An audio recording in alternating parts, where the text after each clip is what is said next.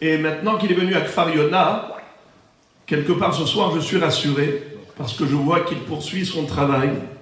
Et grâce à Dieu, la communauté francophone locale bénéficie et jouit de son amour de la Torah, sa volonté de diffuser au plus grand nombre. Eh bien, Kol HaKavod, je suis très très content déjà de faire votre connaissance, de vous retrouver ce soir, à part ceux avec lesquels je suis tellement familier, et Rachel, je vous remercie d'avoir fait ce déplacement en Kol HaKavod. C'est ma famille de Natania, et Baruch Hashem, qu'on voit la Torah élargir son cercle, et la lumière de ce patrimoine ancestral que nous avons reçu, qui continue d'éclairer de plus en plus le cœur de nos frères et sœurs ici en Eretz Israël, c'est vraiment la réussite. Nous pouvons aujourd'hui mesurer le contraste. À cause ou grâce au contraste, quand on voit les extrêmes,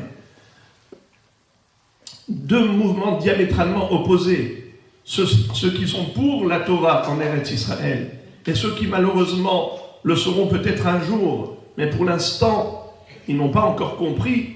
Alors tout cela, ça nous montre combien il est important de s'investir dans ce travail communautaire, de comprendre que c'est le sauvetage de notre identité, c'est la pérennité de notre peuple.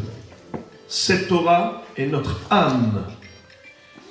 Il y a l'âme de tout un chacun, chacune, notre Neshama, mais nous avons la Neshama du peuple juif, c'est sa Torah.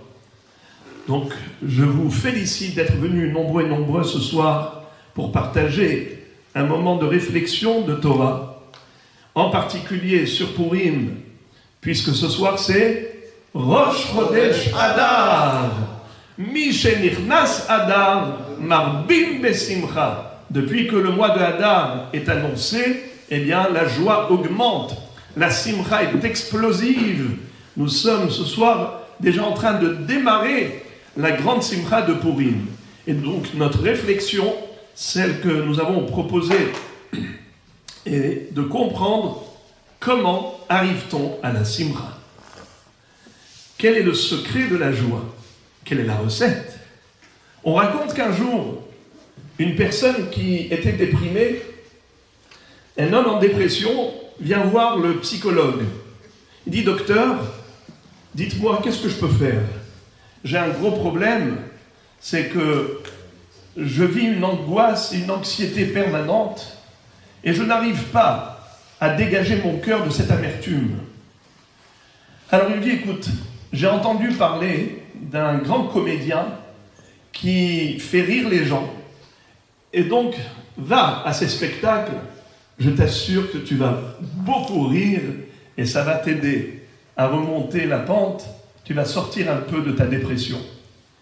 Il lui a dit, monsieur le psychologue, cher docteur, vous savez, qui est ce comédien? C'est moi.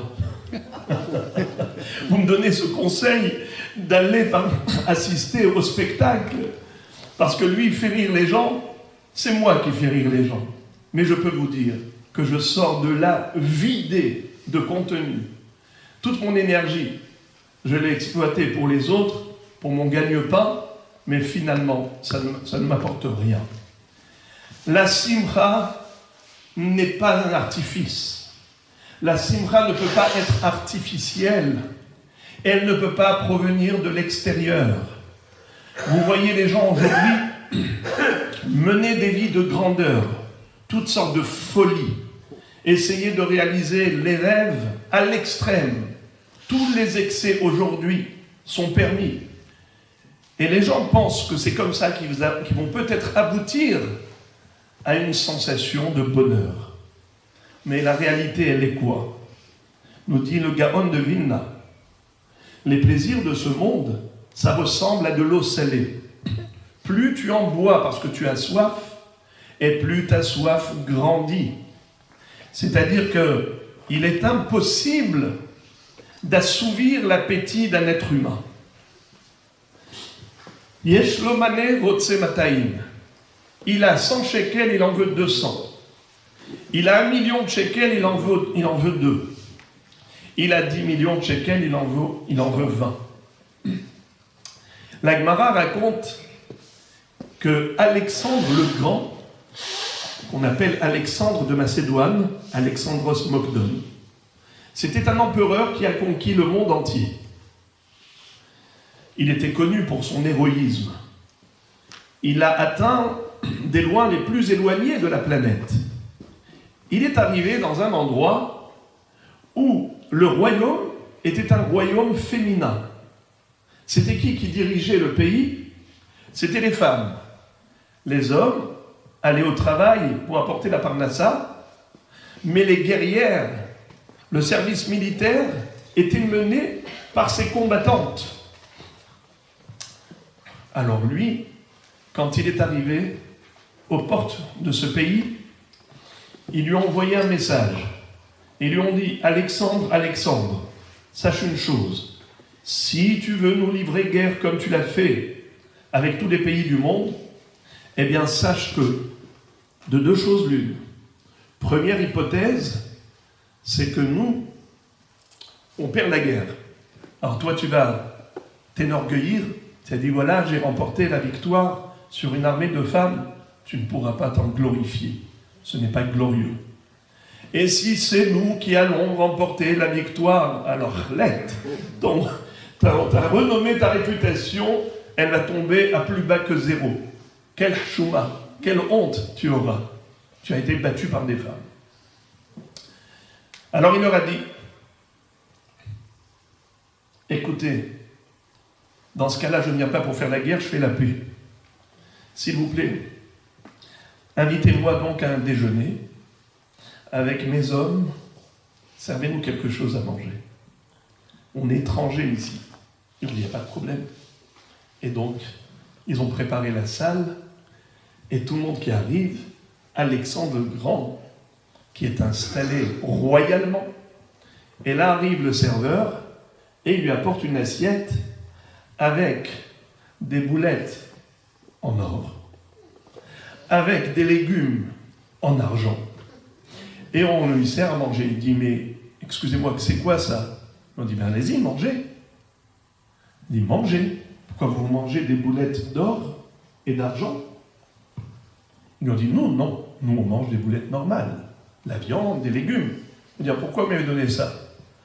Ils lui ont dit, mais si c'était pour manger des choses aussi ordinaires, tu n'avais pas besoin de parcourir des dizaines de milliers de kilomètres pour arriver jusqu'ici pour manger la même chose que nous.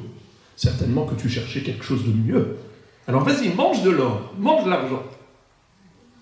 Alexandre est sorti et il s'est mis à écrire sur le portail de la ville. Il a écrit « Moi, Alexandre le Grand, j'étais un imbécile stupide jusqu'à ce que j'ai appris la sagesse de ces femmes.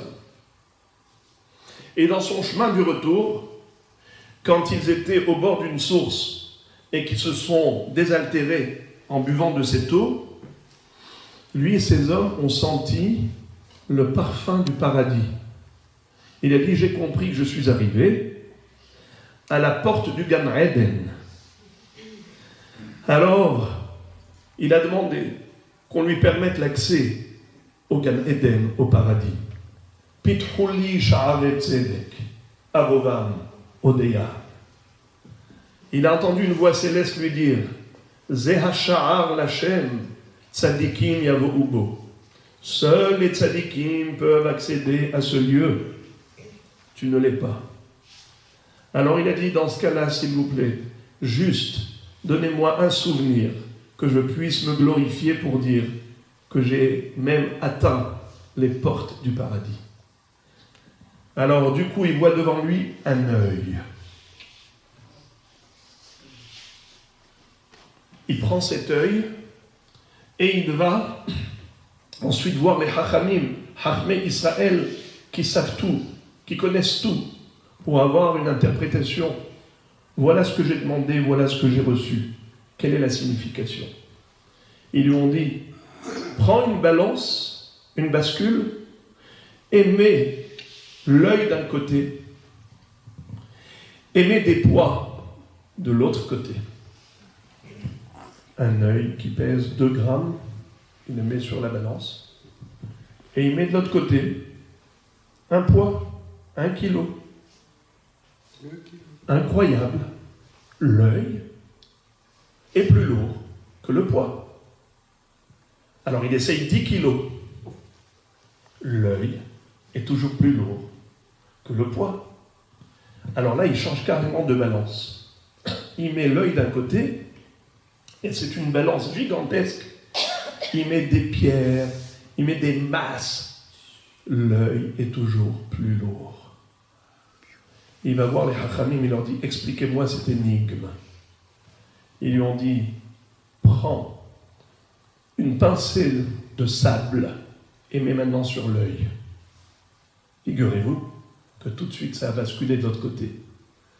Après il a pris cet œil, il l'a mis sur une balance plus petite, avec une petite pierre de 10 grammes. Ça suffisait pour faire basculer l'œil.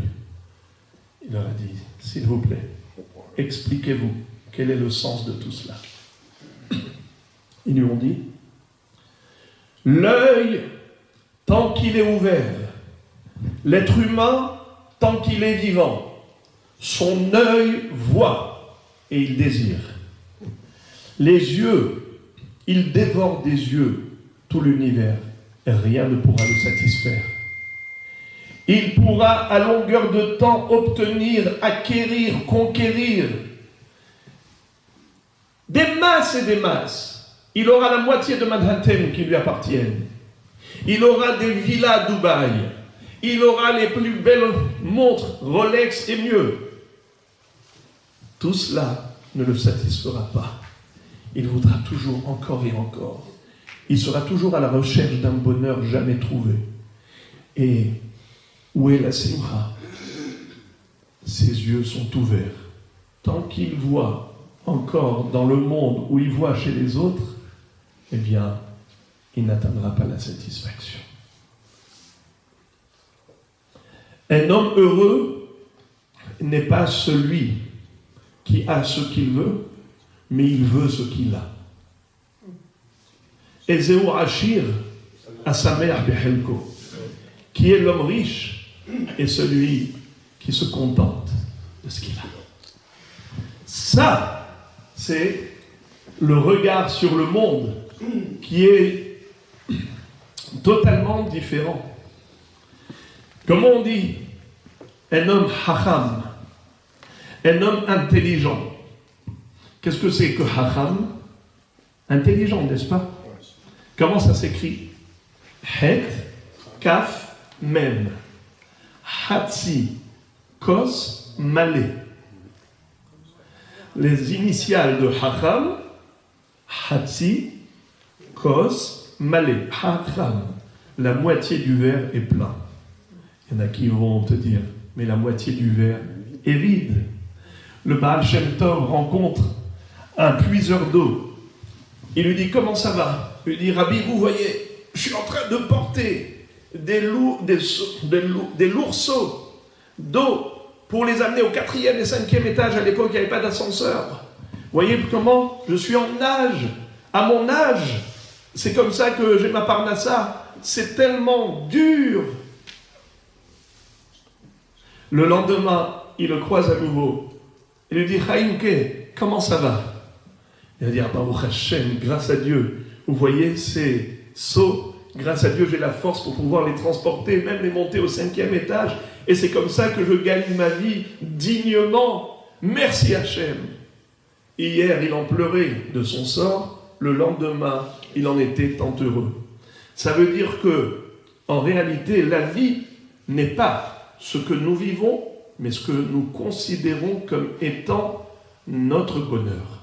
Si tu arrives à te focaliser sur le positif, ce qu'on appelle arriver à positiver, eh bien ta vie change totalement de couleur. Désormais, tu es la personne la plus heureuse au monde. Tu n'as pas besoin d'avoir, mais de savoir. Comme dit la Gemara, En ani ela bedaat, vetov lev mishte tamid, vechol yeme ani ra'im. Un homme qui est pauvre, toute sa vie c'est des souffrances. La Gemara dit de quelle pauvreté s'agit-il? Non pas dans le portefeuille, mais la pauvreté dans l'esprit.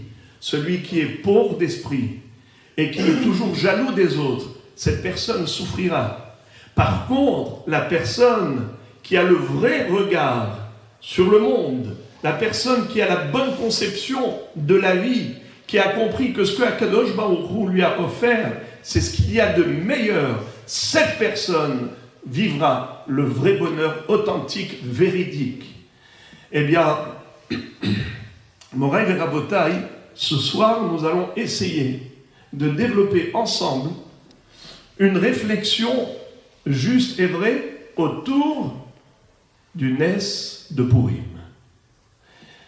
Puisqu'on a dit Mishenichnas Adar Mardim Besimcha, dès que le mois de Hadar commence, la joie augmente. Alors, on se pose la question, dans ce cas-là, pourquoi est-ce qu'à Pessah, au mois de Nissan, on ne dit pas, depuis que Nissan est arrivé, alors il faut commencer à manger de la matzah. On n'a jamais vu ça. Ou bien, depuis que le mois de Tishré a démarré, alors il faut commencer à manger dans la soukha et prendre le loulav. C'est du jamais vu. C'est même interdit à la limite, n'est-ce pas? Alors pourquoi la simcha de Purim, elle se répand sur tout le mois de Hadar? Mishenichnas Hadar Marbim Besimcha. Mais on le sait très bien que cette simcha provient de Purim, comme il est écrit dans la Megillah. La asot otam yeme mishte vesimcha.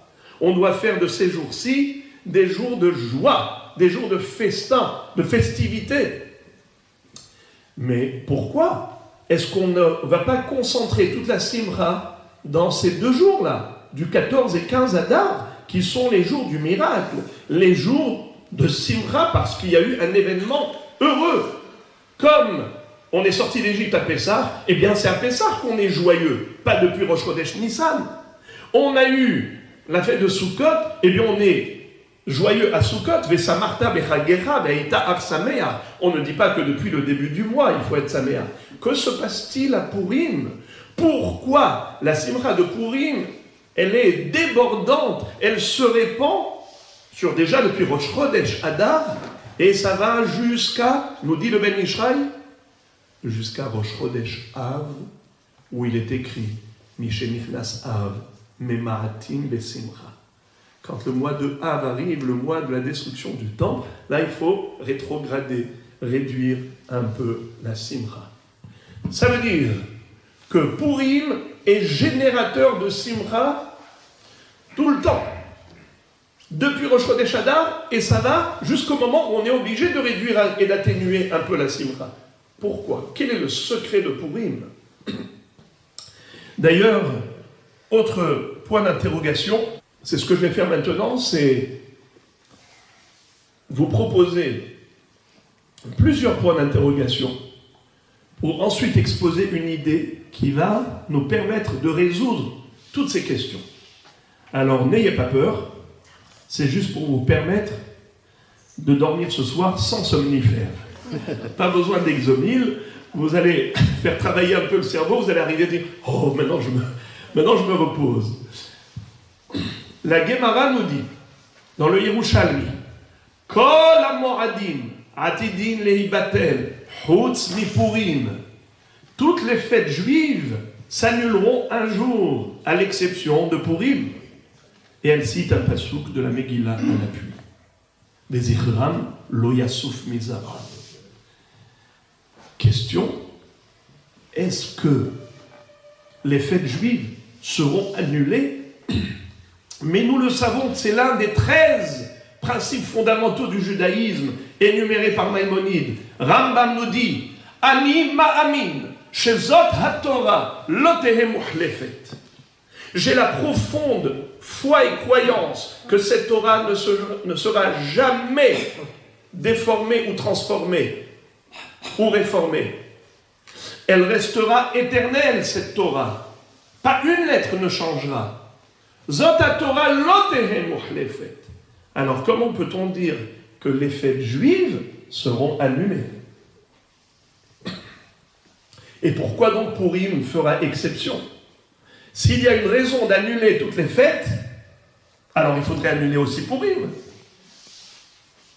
En quoi Purim se distingue de toutes les autres fêtes? Pourquoi Purim porte ce nom? La Megillah nous le révèle, Al Shem Hapur. Pour, c'est pas le pour et contre, c'est le nom du tirage au sort en Perse. L'histoire d'Israël à l'époque de Purim s'est déroulée principalement en pays de Perse, Paras ou Madaï. Eh bien, le mot pour en perse veut dire tirage au sort. Et quel rapport avec Purim?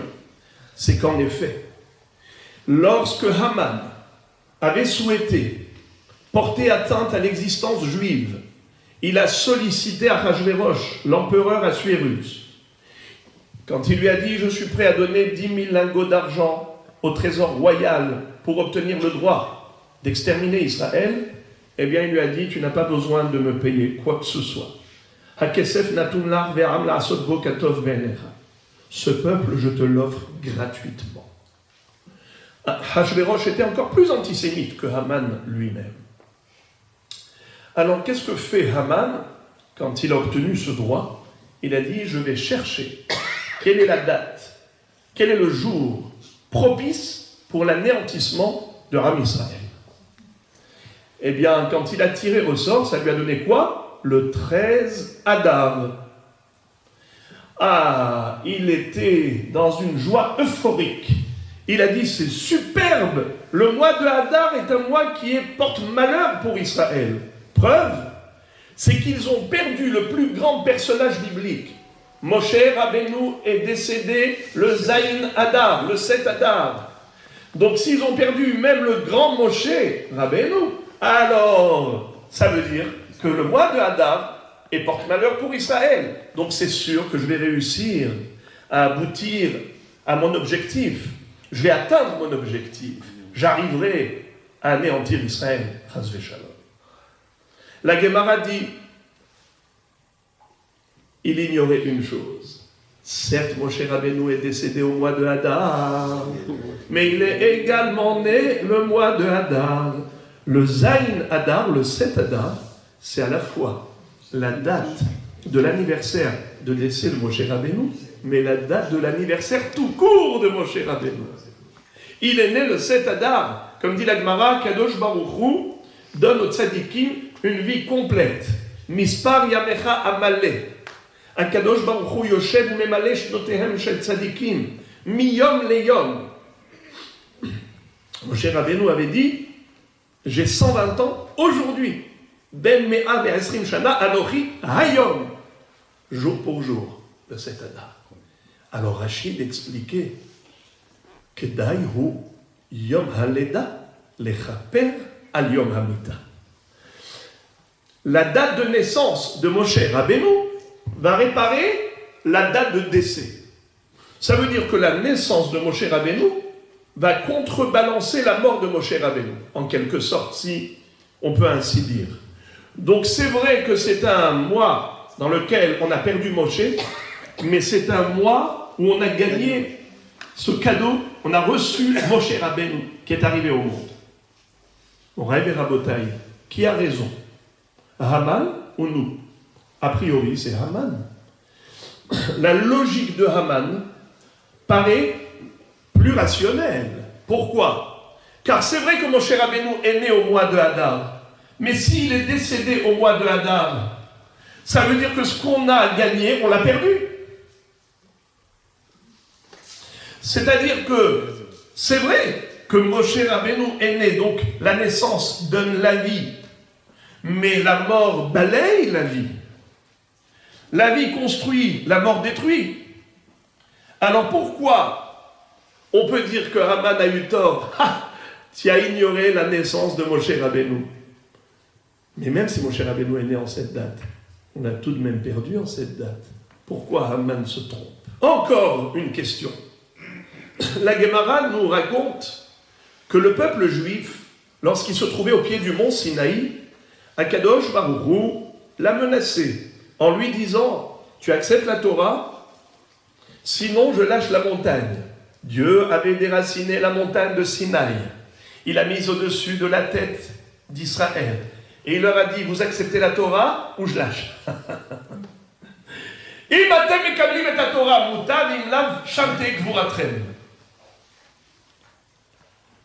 ils ont dit, on la veut bien, on la veut bien. On signe le contrat. Tosfot pose une question. Ils disent, mais attends, Israël avait déjà dit Naase venishma. On est prêt à accomplir toute la Torah, toutes les mitzvot, même sans savoir ce que tu vas nous demander. Alors pourquoi est-ce qu'il y avait nécessité de les contraindre par la pression, par la menace?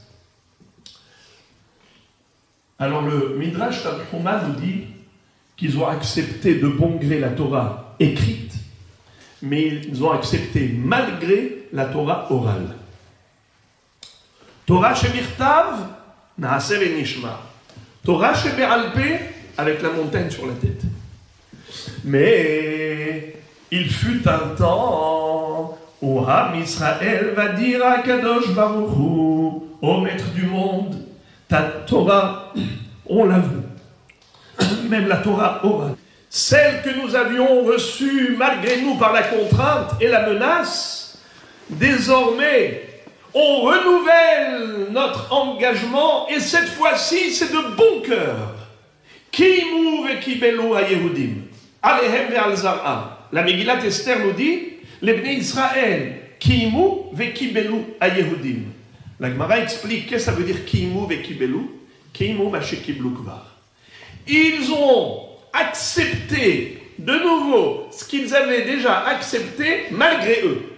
Sous l'effet de la menace, à l'époque de la sortie d'Égypte, eh bien cette fois-ci, après le Nes de Purim, ils ont dit, waouh, quelle Nes! Dieu nous a sauvés des mains cruelles de Haman.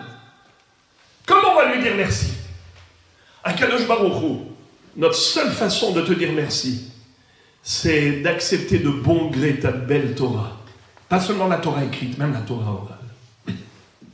Chers amis, pour moi, cette Gemara est incompréhensible de prime abord. Pourquoi? Est-ce qu'il manquait des miracles lors de la sortie d'Égypte? On a été sauvés de la maison des esclaves, on a été délivrés pour l'éternité avec un accompagnement de tant de nissim, les 10 plaies qui ont ruiné nos amis, la traversée de la mer Rouge à pied sec, laissant derrière nous tous nos prédateurs noyés. On va dans le désert, et la manne céleste qui tombe du ciel comme nourriture quotidienne. Dans le désert, le rocher, le puits de Myriam nous accompagne partout. Et on n'a pas souffert des intempéries. On était à l'intérieur d'une bulle qui s'appelle Anané Kavod, les nuées de gloire. C'était un climat printanier, air conditionné. Pas seulement, même les vêtements grandissaient avec nous. Simlatra lo balta me'alecha. Et on était toujours sur nos 31 parce qu'il y avait une nuée qui faisait office de pressing à vapeur. Et c'est comme ça qu'on était toujours avec un repassage en direct. Raglecha lo batseka, tes pieds n'ont pas flétri. On était comme transportés dans cette bulle. Il y avait même une des nuées qui était au devant, parce qu'il y en avait 7 en tout. 4 dans les 4 points cardinaux, une en haut, une en bas, et une devant qui allait aplanir les montagnes et rehausser les ravins. Alors, on vivait dans le paradis, dans des conditions infernales. Le désert, c'est l'enfer. Il n'y a rien à manger, il n'y a rien à boire. On ne peut pas s'habiller, il n'y a rien à acheter. Et là-bas, on était dans le paradis. Pendant 40 ans, on avait tout à proximité la manne, elle tombait devant l'entrée de la maison, tu n'as même pas besoin de travailler. Tu avais à boire et à manger, tu n'avais même pas besoin de changer tes vêtements en fonction de la mode. Rome, c'était du ciel directement, qui avait un réglage automatique, les beaux vêtements. Il y avait même des diamants pour les femmes qui arrivaient avec un nuage.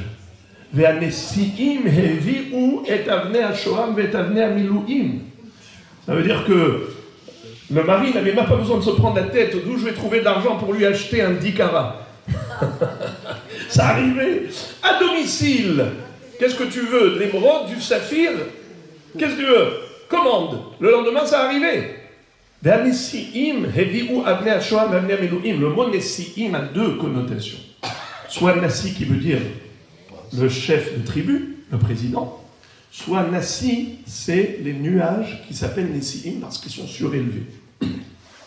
Comme dit le Passouk, Nessi'im va rouah vegeshem haïm.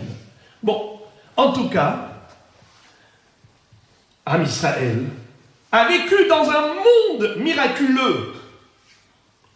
Alors, est-ce qu'il manquait des miracles lors de la sortie d'Égypte pour dire qu'à ce moment-là, Hachem a eu besoin de les contraindre à accepter la Torah orale, avec une montagne sur la tête.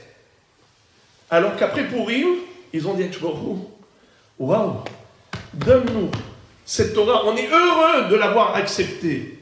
Avant, on était forcés, contraints, et maintenant, c'est au de bon gré. On a un plaisir à te servir. Mais je ne comprends pas. Les miracles de la sortie d'Égypte étaient bien supérieurs aux miracles de Purim. Alors qu'est-ce qui fait la différence au niveau de la réaction d'Israël? Encore un point d'interrogation avant d'arriver à l'idée centrale qui va éclairer le sujet de Hazrat Hashem et qui nous permettra de comprendre où se trouve la recette de la Simcha. Le secret de la joie, Hazrat Hashem. Vous connaissez tous et toutes l'obligation que nous avons le jour de Purim de nous saouler. Hayav inish lebasume bepuria adelayada ben Amouraman et Baruch Mordechai. On doit boire du vin, glou glou glou, jusqu'à confondre entre Amouraman et Baruch Mordechai. C'est-à-dire quoi? Ça veut dire que on a une mitzvah de perdre la raison. Vous savez que dans le judaïsme, l'alcoolisme est considéré extrêmement négatif. Regardez combien de fois la Torah se lamente et se plaint de l'état d'ivresse de Noah. Noah, lorsqu'il a bu du vin et qu'il s'est laissé aller, et malheureusement en tombant à la renverse, et qu'il a été dénudé, vous savez ce qui s'est passé plus tard? Eh bien, nos maîtres de dire qu'à ce moment-là, Noah a chuté de très haut. C'était le tzaddik Tamim, Aya Bedorotav, et malheureusement, c'est devenu Isha Adama.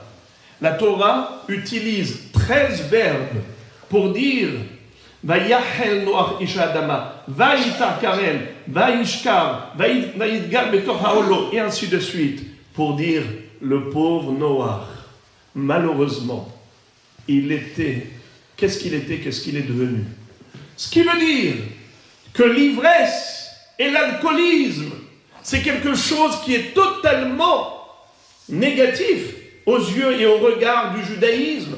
Comment à Purim on peut avoir en ce jour sacré, jour de commémoration de ce grand miracle, une mitzvah de se saouler? C'est juste incompréhensible.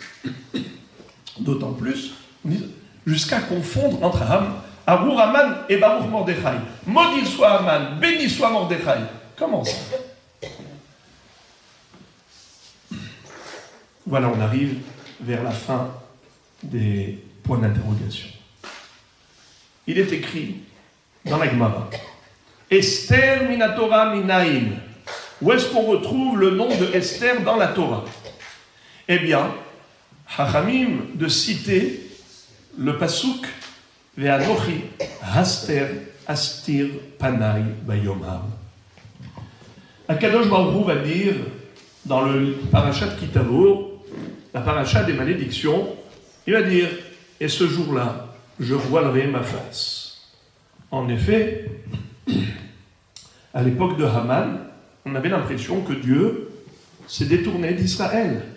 Il nous a laissés à la merci de Haman, qui pouvait faire de nous ce qu'il voulait. Ve'anochi, aster astir banai. Et quand Israël a fait Teshuvah, ils sont revenus vers Dieu. Alors Dieu est revenu vers eux. Et c'est comme ça qu'on a eu ce sauvetage miraculeux. Moraï Rabotai, c'est incompréhensible. Tu dis Ve'anochi, aster astir banai. L'allusion à Esther Amalka, où est-ce qu'on la retrouve dans la Torah? Dans le verbe aster astir, qui veut dire cacher. Je vais cacher et voiler ma face, nous dit Dieu. Si on se détourne de la Torah. Mais ça, c'est un verbe, le verbe cacher. Esther, c'est le nom d'une femme, la reine Esther. Quel rapport entre les deux? Comment la Gemara fait une connexion qui n'en est pas une a priori?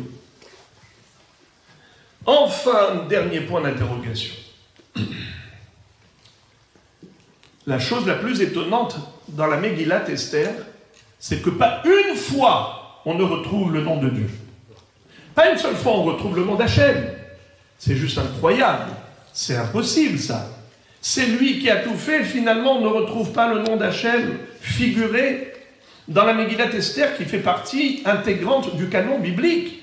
De Kitvé à Kodesh, on a 24 livres dans le Tanakh. Comment le nom d'Hachem ne figure pas dedans? Pour démarrer la réponse, on va faire un constat. Tout à l'heure, on avait parlé de la sortie d'Égypte par rapport à Purim. Eh bien, figurez-vous, quel est le mois de la sortie d'Égypte? Au mois de Nissan. Purim, au mois de Hadar. Quel est le premier dans le cycle des mois? Vous savez que nous, Juifs, on a Rosh Hashanah et on a Rosh Chodashim. Le début de l'année Rosh Hashanah, c'est Tishri. Mais Tishri, c'est le 7e mois. Nissan est le premier dans le cycle des mois. Ça veut dire que Nissan est le premier dans le cycle des mois. Tishri, c'est le 7e dans le cycle des mois, mais c'est le début de l'année. Ça fait un peu bizarre. On a deux débuts. Le début de l'année et le début des mois. Tishri, début de l'année. Nissan, début des mois. Comment comprendre et concevoir j'allais dire, quelque chose qui nous paraît totalement irrationnel? La réponse, on a la création du monde et on a la création d'Israël. La création du monde au mois de Tishri. La création d'Israël au mois de Nissan. On est sorti d'Égypte pour devenir un peuple. Le monde recommence avec Israël. Il y a un redémarrage du fonctionnement de l'univers à partir de la naissance du peuple juif. La naissance du peuple juif, c'est une recréation du monde. Il y a un nouveau cycle qui s'inscrit désormais dans l'histoire planétaire. Eh bien, Rabotai, quel est le sens de cet extrême? C'est-à-dire qu'ils sont diamétralement opposés. Nissan, c'est au début, Hadar, c'est à la fin. Premier mois, Nissan, dernier mois, Hadar. L'histoire de Pessah au mois de Nissan et l'histoire de Purim au mois de Hadar, ça a une connotation extrêmement subtile et profonde. Le Ramban nous dit que Dieu s'est dévoilé une fois dans l'histoire de manière éclatante. Lors de la sortie d'Égypte, Akadosh Baruch Hu a modifié et chamboulé toutes les règles de la nature. Il a déprogrammé le monde. L'eau devenait du sang pour les Égyptiens, restait de l'eau pour les Bnei Israël.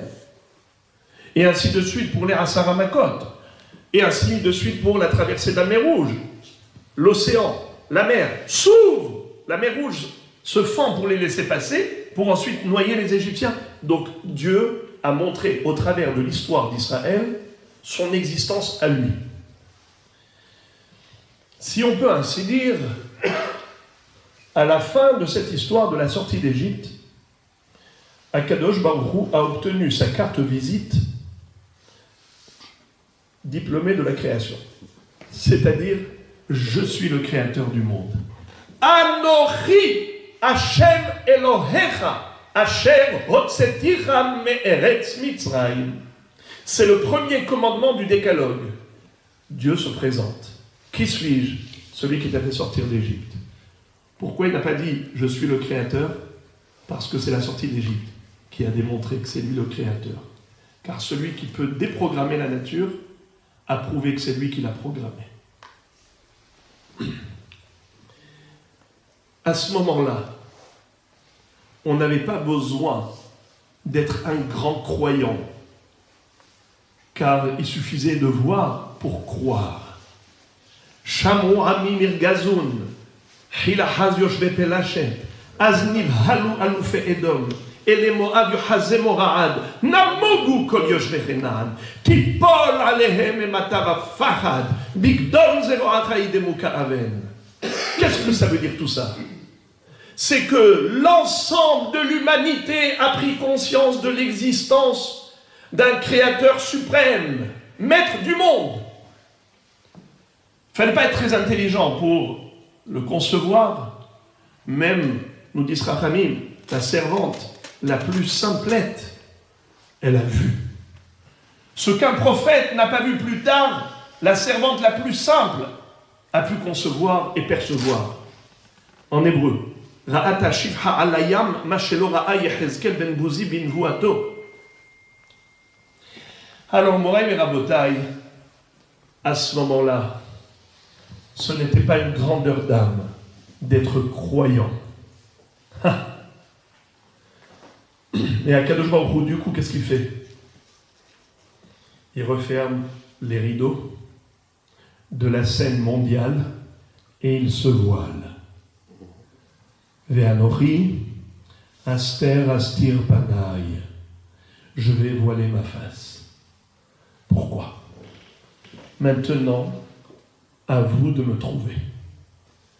Désormais, une fois qu'il y a eu la révélation divine de manière manifeste et flagrante, éclatante, une fois dans l'histoire du monde, dorénavant, c'est à nous de dévoiler Dieu.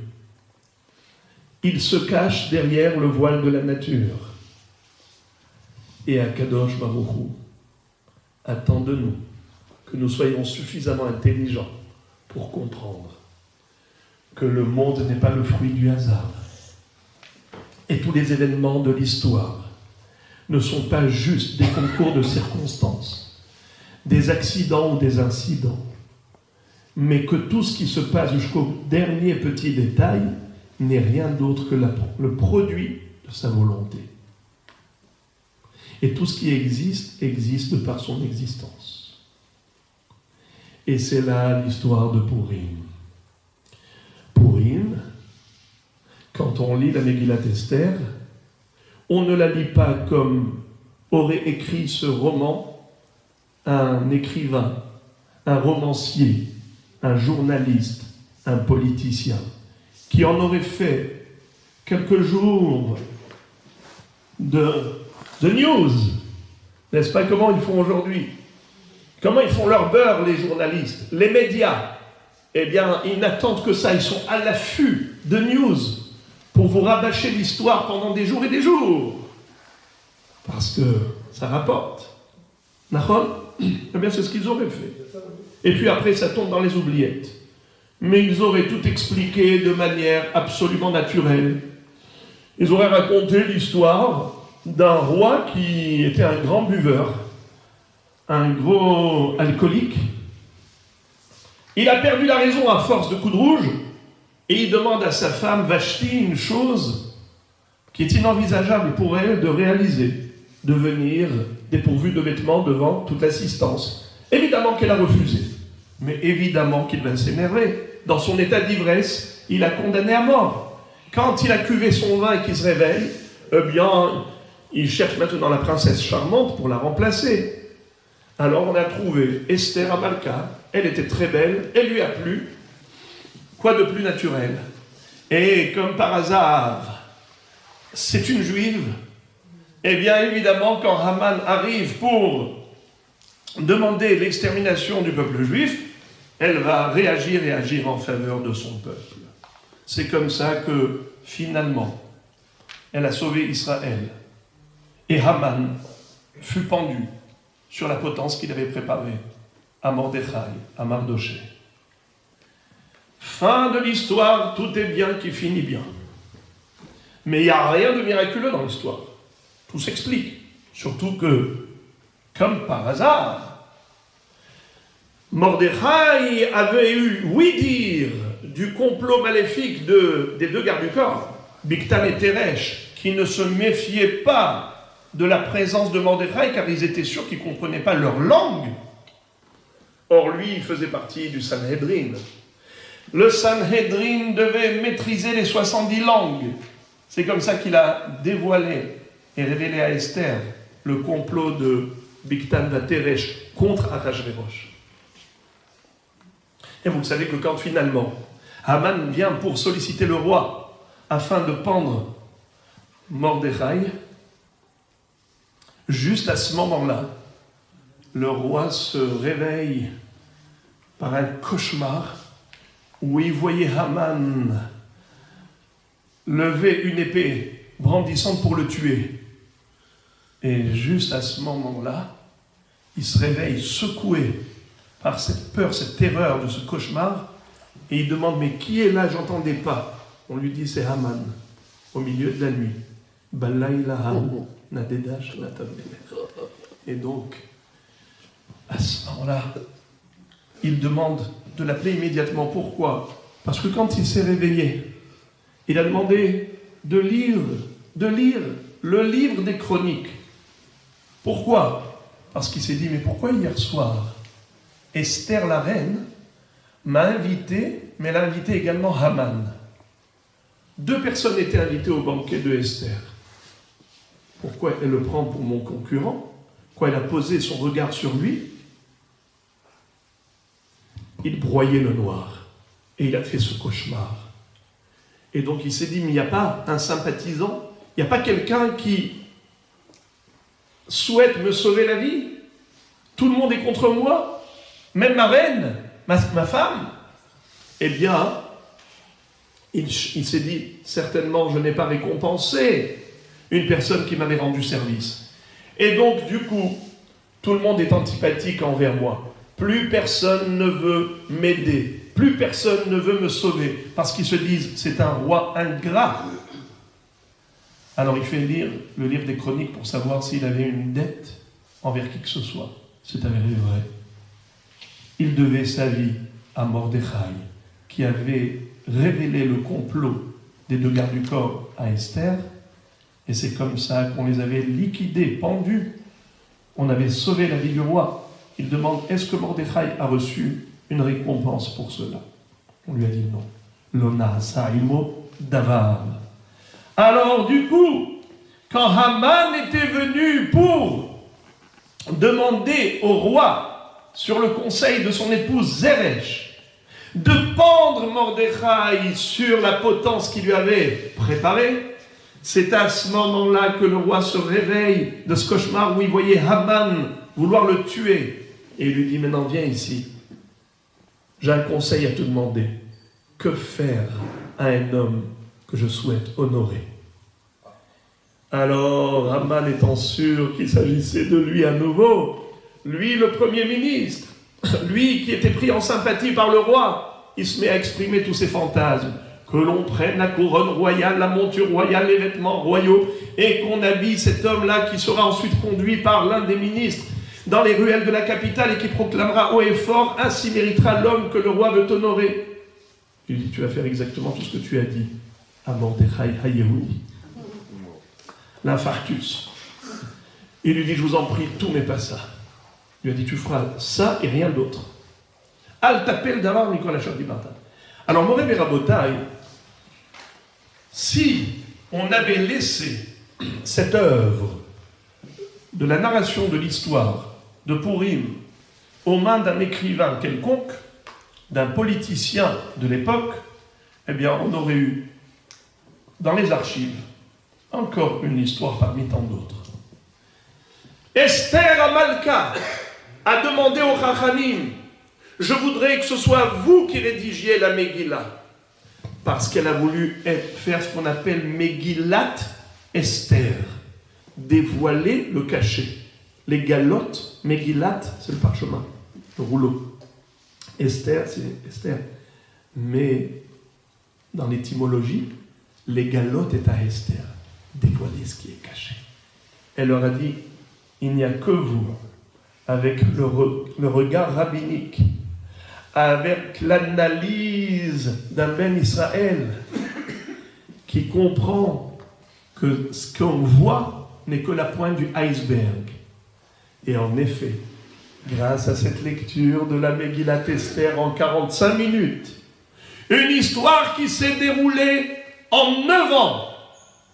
À chaque fois, il y a eu un événement par-ci, un événement par-là, qui a priori n'avait aucun rapport l'un avec l'autre.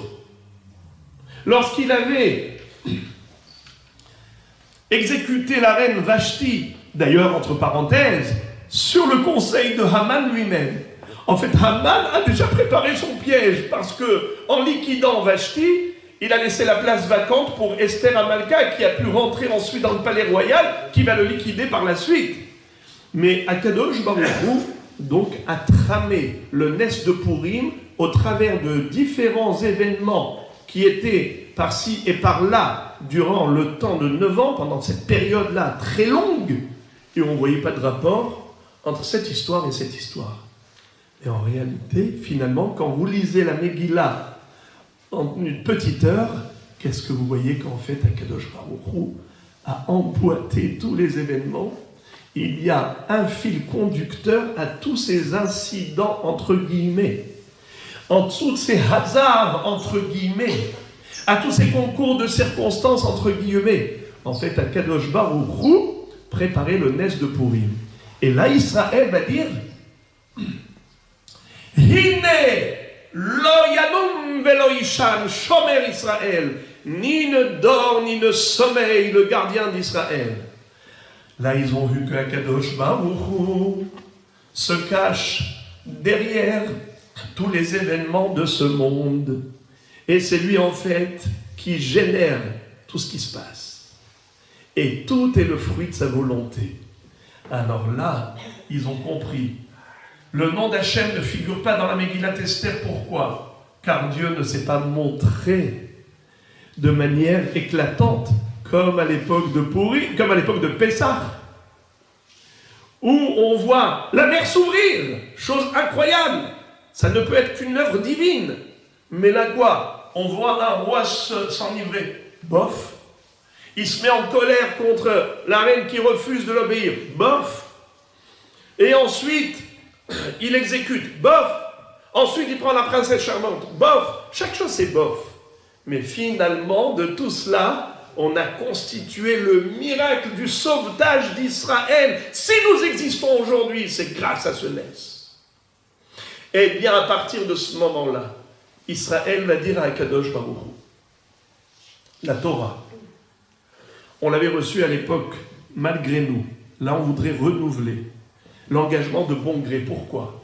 Car nous croyons à l'époque que ton amour à notre égard, tu l'as manifesté que pendant que tu es intervenu dans l'histoire du monde. On a vu que tu es là, à nos côtés. Mais une fois que c'est fini, on a tourné une page de l'histoire de la sortie d'Égypte, on revient au train-train du quotidien, alors peut-être qu'à ce moment-là, nous sommes à la merci de tous nos ennemis. Et là, du coup, on a vu Anochi haster astir panai. Le Anochi Hashem Elohecha Asher hotzeticha meretz Mitzrayim. Moi, je suis l'Éternel, ton Dieu, qui t'a fait sortir d'Égypte. Le Anochi Aster Astir. Je me voile. Le roi, quand il envoie son fils à l'extérieur et qu'il le surveille derrière le rideau, derrière le voile, Le Fils ne voit pas le Père, mais le Père regarde et veille sur son Fils.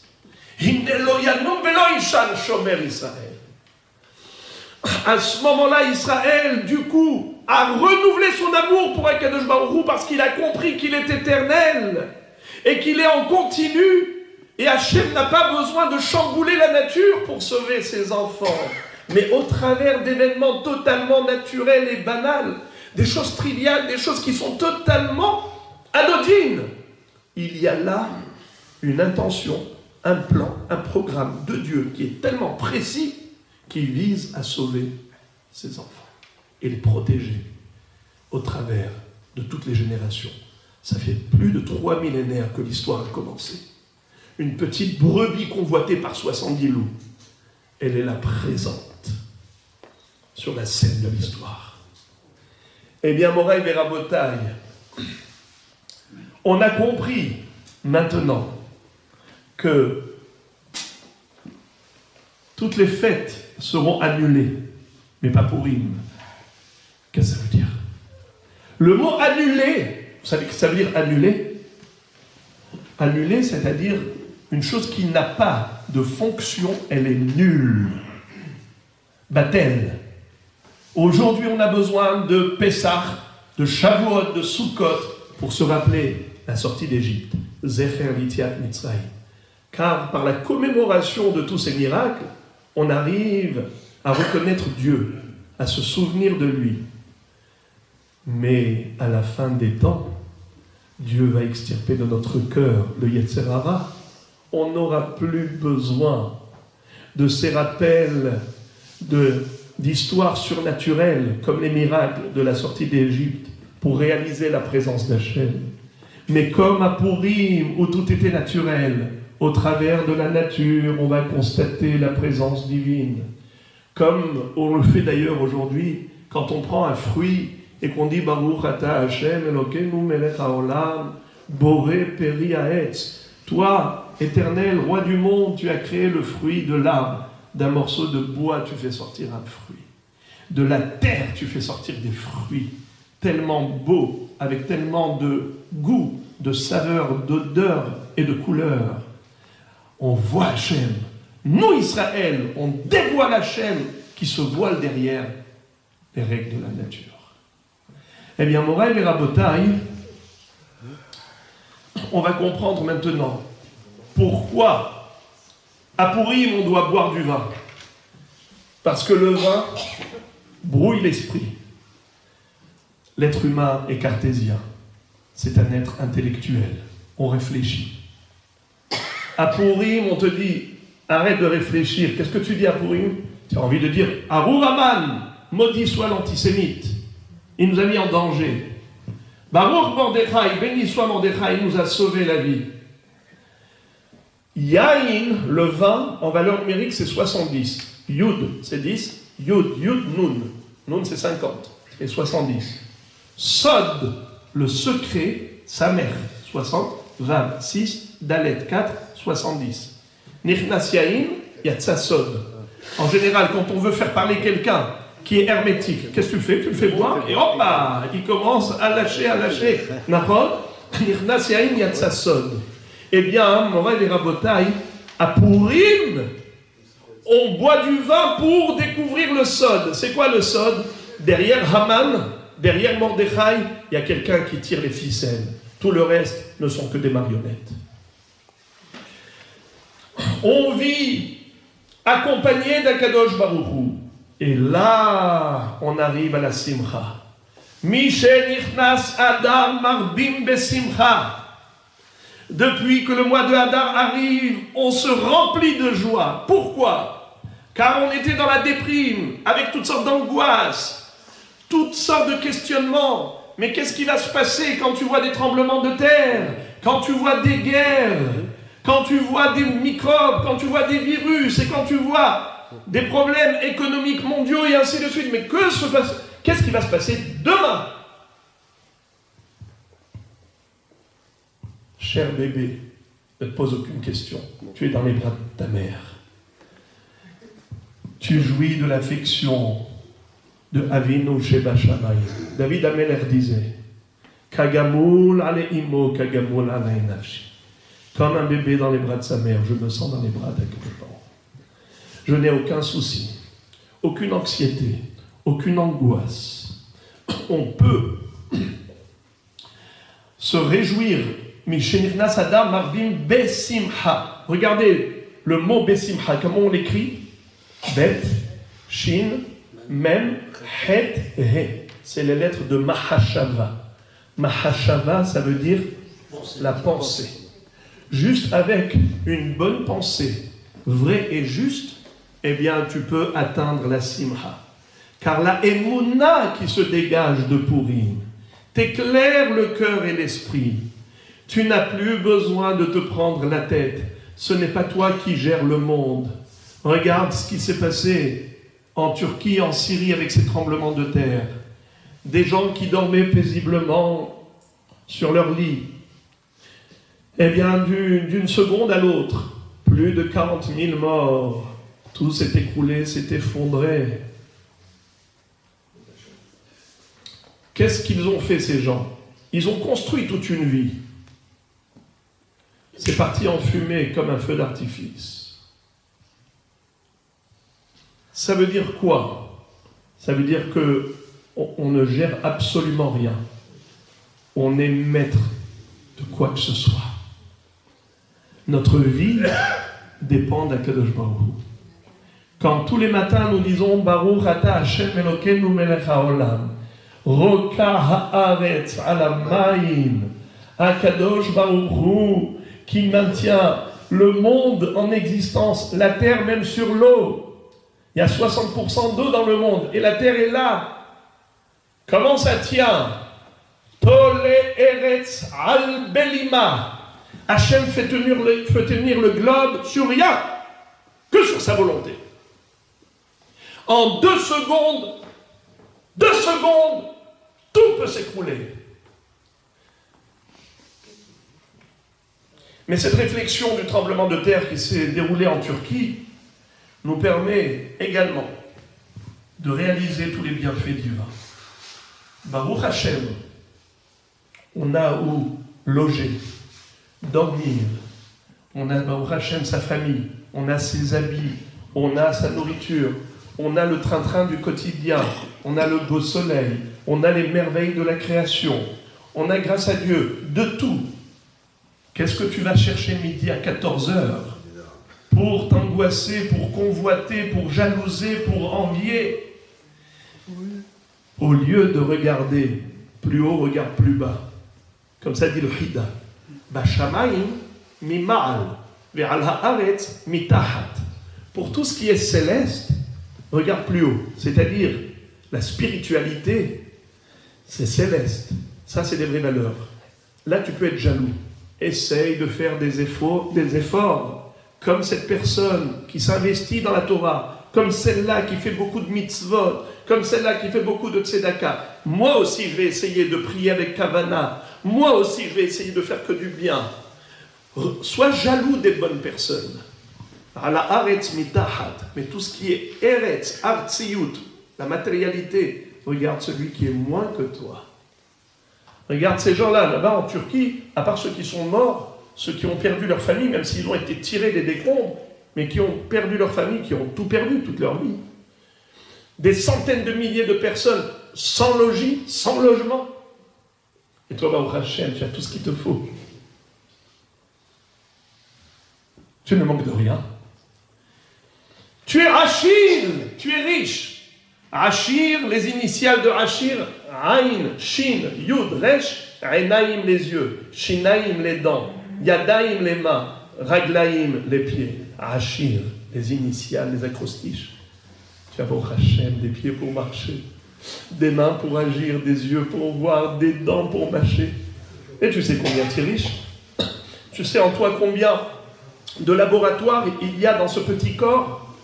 La pompe du cœur qui ne cesse jamais, Baruch Hashem, les poumons qui respirent même quand tu dors, même dans un état d'inconscience, tout fonctionne normalement. Tu sais combien d'usines il aurait fallu pour constituer un corps? Combien d'appareils? Si tu sais combien Akadosh Baruch Hu te gâte et te comble de bonheur, alors déjà tu es heureux pour ce que tu as. Mais pas seulement. Ezeu Ashir à sa mère Bechelko, c'est que même lorsqu'il y a des épreuves, tu diras Gamzo Letova. Ça aussi c'est pour le bien. Car si ça provient de celui qui m'aime, qui m'a déjà démontré tant d'amour, donc tout ce qu'il fait, ça ne peut être que de l'amour. Et pour réaliser tout cela, nos maîtres ont institué les Birkot HaShachar. Tous les matins, on commence par Modé ani lefanecha melech hay vekayam shechezartabi nishmati behemla rabba emunatecha. Yehudi. Pourquoi on s'appelle Yehudi? On ne s'appelle pas Rehouveni, Shimoni. Pourquoi on s'appelle sur le nom de Yehuda seulement? Car Yehuda porte ce nom par rapport à la Hoda'a, le remerciement qu'a adressé sa mère à Dieu quand il est né. Et nous tous, notre premier mot en tant que juifs, Modé, Ani, Moda, Ani. Moraï et Rabotaï, je vais conclure le sujet en disant que Rav Nachman de Breslev, Zaher Tzadik Vekadosh Livracha, qui avait tant travaillé pour la Simcha, il raconte une histoire qui est une parabole merveilleuse et qui illustre l'idée qu'on a essayé de développer ce soir. Ce fameux Yitzhak, qui habitait à Tunis et il vivait dans la galère. Un jour, il rêve qu'à Moscou se trouve là-bas sous un pont, près du palais royal, se trouve là-bas un trésor. Et il se dit, je n'ai rien à perdre. Vu la vie qu'il menait de galère et de misère, alors ça vaut la peine de tenter la chance. Et il va là-bas, après des péripéties. Enfin, il est arrivé à destination. Il se met à creuser sous le pont, juste là où il avait vu dans le rêve. Et il entend, oh les mains! 3 gendarmes avec le revolver braqué sur lui. Viens ici. Tu es un espion. Il amène à la brigade. On va maintenant te mettre en prison à vie. Il se met à pleurer et il raconte son histoire. Il dit tout simplement, je viens de très très loin. Je viens de Tunis, j'habite dans telle rue. Vous pouvez vérifier, voilà mon numéro d'identité. Simplement, j'ai rêvé que sous le pont ici, il y avait un trésor, je suis venu le chercher. J'ai tenté ma chance. Alors il y a un gendarme qui éclate de rire. Mais il n'arrête pas avec son fou rire. Il me dit, qu'est-ce qui se passe? Il dit, mais moi aussi j'ai rêvé qu'à Tunis, il y a un monsieur qui s'appelle Yitzhak, et sous le fourneau dans sa cuisine, se trouvait un trésor. Est-ce que tu crois que je suis si bête et stupide pour faire tout ce long voyage pour aller voir s'il y a un trésor là-bas? Mais franchement, l'autre il a entendu son nom, son adresse, sa vie, il est retourné, il a creusé. Et finalement, il a trouvé le trésor là-bas. Il a dit, il a fallu que j'aille jusque là-bas pour comprendre que le trésor se trouvait déjà chez moi. Mon rêve Rabotaï, peut-être que ce soir, en rentrant chez vous, vous ne trouverez pas de trésor, mais vous l'aurez déjà pris ici ce soir, avec la réflexion que vous avez toutes compris et comprise, et qu'on soit toujours dans la suite.